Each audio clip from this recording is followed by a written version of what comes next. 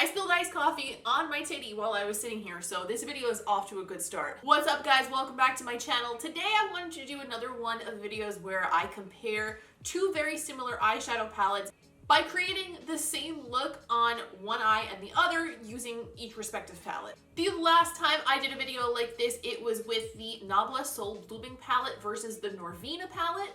If you haven't seen that and you would like to, I will link that here on the screen. Today it's going to be a little bit different though, because this time I think it's very clear that the second palette, the cheaper palette, is an intentional dupe. So today we're going to be comparing the classic, the tried and true, the Urban Decay Naked Heat palette, which is one of my favorite palettes from Urban Decay, versus the Rimmel Magnifies Spice palette. I received this from Rimmel the other day. It was kind of like a fall promotion, like, hey, Spice palette, it's gonna be fall. When I looked at it, I said to myself, that looks a lot like Naked Heat. And then I ran upstairs and I got the Naked Heat palette, and when I put them next to each other, girl, it is an exact replica with the exception of one shade is a bit brighter and one shade is a shimmer rather than a matte. Everything else is exactly the same. They are even in the same exact order. Now I have to be honest, I'm not entirely sure how I feel about this. On one hand, I do think that it's really nice and kind of important to have options on the market for people who are not in the position to spend a lot of money at the moment. Trust me, there have been plenty of times in my life where I wanted a certain palette and I just couldn't shell out $50. I get it. So a dupe for $7.99 is, I mean, to some people, it's probably a godsend. So in that sense, I think it's awesome.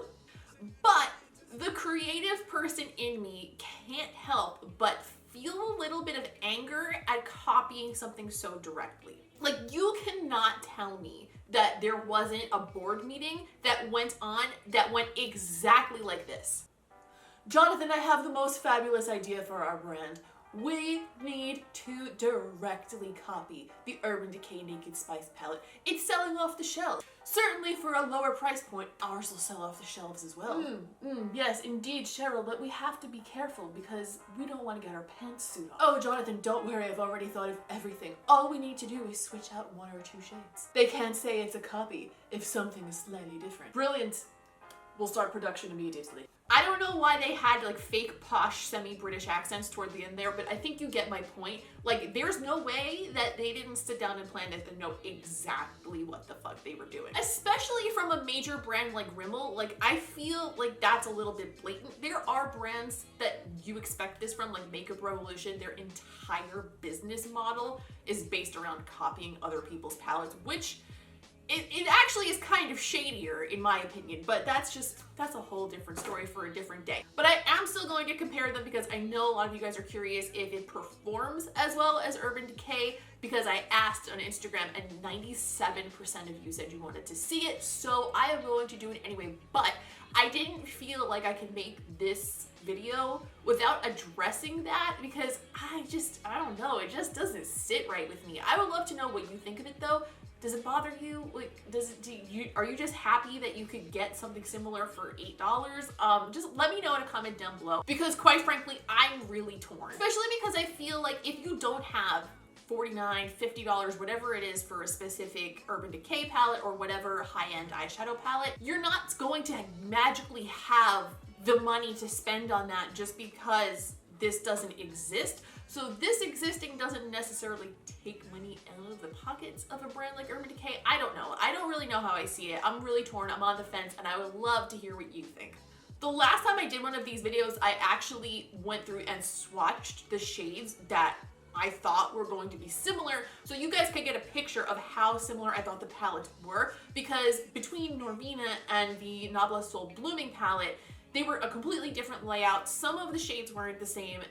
There was actually quite a few different ones, and the Nabla palette had more shades. But this, I don't think we need swatches at all because they're literally a one-to-one dupe. I'm gonna open them both and show you next to each other. So literally every shade is pretty much exactly the same. This first shade here is a lot brighter than the Urban Decay one here, and the third color in, right there, that is a shimmer rather than a matte. Everything else is literally almost exactly the same. I want to try to do something that's not necessarily what I've done with the Urban Decay palette before, because I have done more than one video on it in the past. So what I think I'm going to do today is add in some bright neon-y shades with these nice fall looks with some eyeliners, because I'm kind of feeling the fall vibe, so I'm not ready to let go of the summer shades just yet. So I'm going to mix the two of them together to make the best of both worlds. Oh, and before we get started, just something to note. The packaging on the Rimmel one, it's $8 packaging, okay? So that's the first difference right off the bat. It's not nice. It's very flimsy, very cheap. I feel like if I dropped this on the floor, the entire thing would shatter. Before we get started, if you don't mind taking a second to do so, I would love it if you would give this video a thumbs up, because it really helps me out and I would really appreciate it. And I also like knowing that you guys like this type of content so I can continue making it. And if you are new here, please don't forget to subscribe, because I would love to have you stick around for future videos and hang out, talk about makeup, let me be a goofball, like whatever comes down the line. I want you to be here for it. All right, let's zoom in and get started on our little halvesies look. So I'm gonna start by putting like a medium neutral brown through the crease. From the Urban Decay palette, I'm going to use the shade Low Blow on a MAC 217 brush.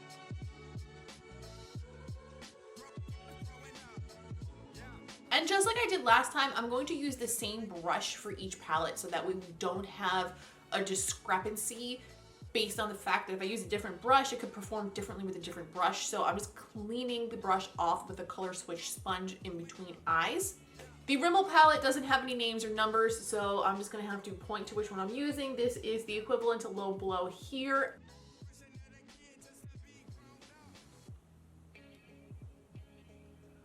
So far, that is giving me pretty similar pigmentation.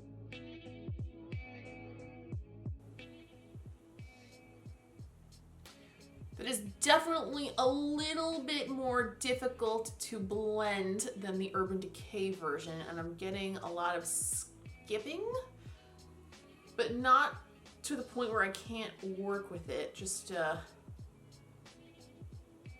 the easiest blend I've ever attempted. Next, on the right eye, I'm going to go into the color He Devil on a small blending brush. And I'm going to use that to add a little bit of color to the crease and also deepen it. And I'm going to start to bring that color down onto the outer portion of the lid.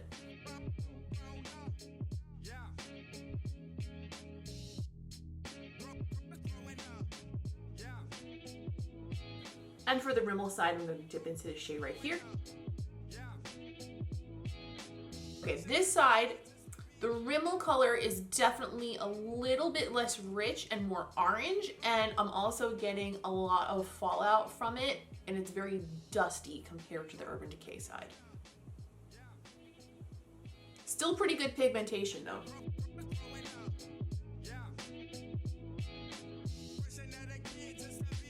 On the Urban Decay side, I'm going to go into the shade Scorched and put that over most of my lid, and I'm going to apply that damp. And I'm going to use a smaller brush for this. It's a Real Technique shading brush. Oh god, I forgot how much I love that color. You know, I'm actually glad that this video came up, because it made me dip into this palette again. And I had been neglecting it for a little bit there because I was distracted with all the new palettes on the market. And on the Rimmel side, I'm going to dip into this equivalent shade right here. That looks super similar. I would say that the Urban Decay side is a little bit more foiled, and this shade is a little bit brighter again. And I don't mean brighter like shininess, I mean like the shade itself, like the color is not as deep, it's a little bit more bright. I want to deepen up the outer corner a bit. So on the Urban Decay side, I'm going to go into the shade In Fuego, and I am using a small little blending crease brush. This is a MAC 221S. And I'm going to use that to start deepening that up just a little bit.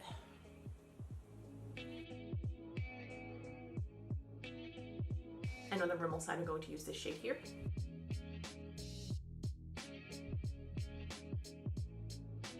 Just like the last matte that we used, I feel like they're very similar, except that the Rimmel version has like slightly more of like a chalkiness to it. So it's not that much lighter. It's just a little bit lighter, but it lacks the level of depth that you get with the Urban Decay one. So when I added that darker tone in on the Urban Decay side, it was like, bam, it instantly added like a lot of depth. Whereas here, it's a similar color, but it's not applying as richly, so it's kind of just becoming like one with the other color around it rather than kind of standing up to blending. For lack of a better explanation, it's definitely a little bit muddier. It's not bad, it's just not as deep. Looking at one eye next to the other, can you really tell that much of a difference? Not really. Like, you can tell if you're looking for a difference, but it's not like super obvious.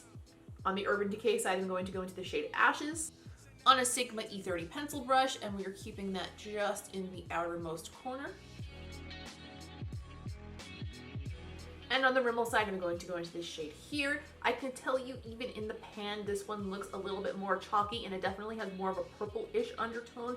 I'm very skeptical about whether this one is going to look like that. All right, it's not terrible, but it's definitely still lighter, much lighter. I'm not sure if you could tell now looking straight on, but this one definitely has more of a gradient starting to form, and this one, it's like, yeah, that's all right. We could probably use some black in the outer corner. Do you know what I mean?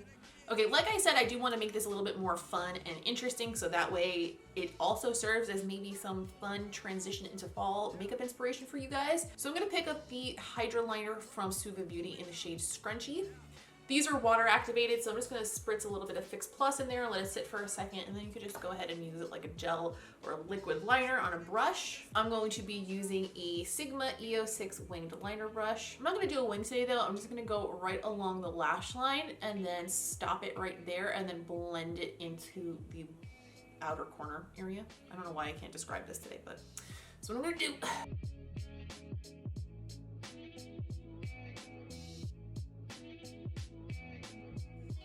My light that's off to my right hand side here has been like making weird sizzle noises for the last probably 3 times I've been filming a video, and I really feel like it's only a matter of time until you guys watch me fight a fire live on camera.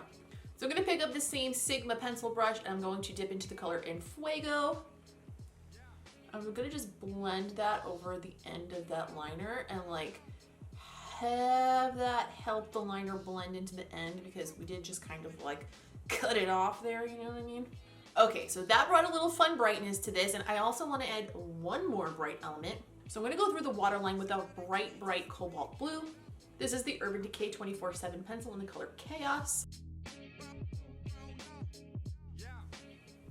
Now that the liner's on, I want to smoke out the lower lash line. I'm going to go back into the color He Devil on the MAC 221S brush, and I'm just going to drag that underneath my lower lash line and connect that into the top. Same thing on the Rimmel side with the corresponding shade. And finally, before we do some mascara and some lashes, I want to highlight the inner corner. On the Urban Decay side, I'm going to go into the shade Ounce on a clean pencil brush. I'm just going to pop that on the inner corner just to brighten it up and bring a little bit of light to that area. And on the Rimmel side, we're just going to use this bright white shade here. I'm going to use it very, very light-handedly though, because it is so much lighter than the shade in the Urban Decay palette. Wow, it is so much lighter. Okay, I'm just gonna do that. Just a little dibby dab. It's a little bit chunky. I'm gonna go clean up underneath my eyes because I got a little too much fallout going on here, and it needs to be my under eyes need to be redone. I'm gonna pop on some lashes, and then we'll zoom in on the finished product and compare them one to one. I popped on the Noirella lash from Rouge and Rogue. Okay, this is the Urban Decay side.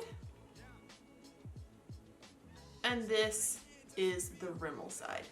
If you ask me, they look extremely similar. I would say that the Urban Decay side, it definitely blended easier. It definitely was easier to get more depth and shape. The Rimmel side, it looks okay. It just doesn't look as nice as the Urban Decay side, just because of that little difference in shade, that little difference in depth. Generally speaking, if I didn't know that these are two different eyeballs, I probably wouldn't ask any questions. And that's that on that. All right, so after using them together, these are my thoughts. This is nearly identical to the Urban Decay palette. For a palette that is $7.99, the pigmentation is really, really good. The only complaint I have, honestly, is the darker shades. So the darker shades in the palette lack depth, in my opinion. They look like they might apply as a dark shade to the eyes, but because they have a little bit more of a chalky undertone, they blend out a little bit on the muddy side, and they also don't look as dark applied as they do in the pan, and it makes the look a little bit more flat. If I were going to use this again by itself, I would probably go ahead and use like some dark shades from another palette to complement it, because they blend away a little bit and they also don't have like that rich punch of color that, in my opinion, makes it look more complete. The Urban Decay palette sells for $54, which is a hefty price tag for an eyeshadow palette, and this is $7.99. So I think like if you really are just like balling on a budget and you don't want to shell out the money for the Urban Decay Naked Heat, I think that this is a good booby prize, if that makes sense. Like it's not as good. It's not as nice. The experience of using it, because the package is kind of caca, is not the same. I would be very hesitant to travel with this because in my experience, very thin plastic packaging like this, especially with this kind of clip, because this kind of clip tends to open on its own, especially because the shimmer shades are very soft and like a little bit crumbly to the touch. Like I accidentally touched two of the shades with my nail. There and there, I just accidentally tapped them with my nail, showing you guys a color, and there's big dentaroonies in there. So they are very soft and the packaging isn't substantial, so I would be very, very hesitant to put this anywhere that it might get banged around. The shimmers in the Rimmel palette perform pretty nicely, except for the lightest shade. That one went on a little bit chunky and weird, and I had to go back in and blend it with the colors around it to kind of make it sit nice. So that shade, not so much. Overall though, this is pretty damn similar. Personally, I will not be replacing my Naked Heat palette with it anytime soon. I actually am really glad I did this because I did enjoy using the Naked Heat today. The first shade that we used, that was this one here, I felt like that was very, very similar, except that it didn't blend out as easily. It wound up looking pretty much the same after I sat there and blended it for a little bit, but it did take a little bit more work to get it there. Please let me know what you guys think. Have you tried the Rimmel version? Are you a tried and true Naked Heat fan? Do you think it's shady when brands do such direct dupes like this? Because I'm still feeling like, I feel like this is shady. I feel like it's a little shady. Please do not forget to give this video a thumbs up if you enjoyed it, because it really helps me out and I always appreciate it. Let me know in a comment down below what you think, like I said earlier, but also let me know if there are any other palettes out there that are super similar that you would like to see a comparison like this with, because I really enjoy filming these and you guys seem to really enjoy them as well. If you are new here, please don't forget to subscribe, because I'd love to have you around for future videos. And if you feel like you want to keep up with me between videos, I am at Miss Quinface on all other social media. My biggest one that I use the most is Instagram. I post new looks there all the time. I post lip art over there. I do all of my PR boxing on my stories. I run polls on my stories to decide what videos we're gonna do next. We do some Q&As over there on stories as well, and I just kind of do like, you know, my behind the scenes, like my actual real life. If you guys want to see any of that, that is where that will be. That's all for today. Thank you for watching. I hope you found this comparison helpful, and I'll see you in the next one.